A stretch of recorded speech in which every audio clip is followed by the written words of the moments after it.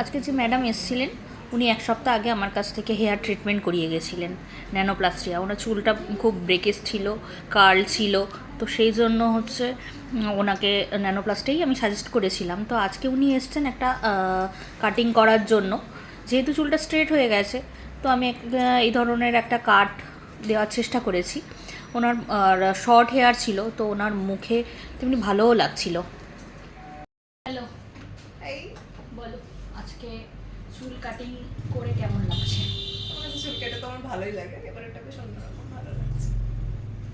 আগের বার অন্যরকম হতো, আর তুমি এবারে যেহেতু তুমি হচ্ছে ন্যানোপ্লাস্টিয়া করেছো, চুলটা তোমার হচ্ছে স্ট্রেট আছে, স্ট্রাকচারটা তো স্ট্রেট, তো এইরকম একটা না দিলে তুমি যে কার্লটা চাইছো ওই কার্লটা আর আসছে না। আচ্ছা। সুতরাং এইটা একটা মাল্টি লেয়ার হলো তোমার শর্ট হেয়ারের মধ্যে। হ্যাঁ হ্যাঁ, দেখো, বাহ, খুব সুন্দর হয়েছে।